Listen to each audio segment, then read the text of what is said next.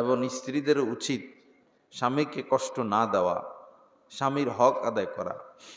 একজন স্বামী স্ত্রীর জন্য কি না করে, ফ্রিজ কিনে দেয়, ওভেন কিনে দেয়, এটা কিনে দেয়, সেটা কিনে দেয় স্ত্রীর সুখের জন্য। কিন্তু স্ত্রীরা স্বামীর সুখ বুঝে না, স্বামীকে সুখ দিতে চায় না, শান্তি দিতে চায় না। হাদিস শরীফের মধ্যে এসেছে, ওই স্ত্রী নেককার। কোন স্ত্রী নেককার?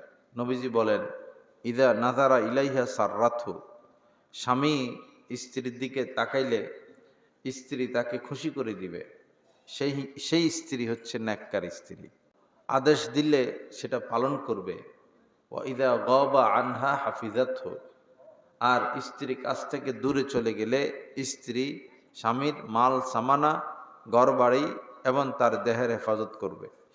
এই তিন জিনিস যেই নারীর মধ্যে থাকবে সে হচ্ছে নেককার নারী। স্বামীদের উচিত স্ত্রীদের হক আদায় করা, স্ত্রীদের উচিত স্বামীর হক আদায় করা।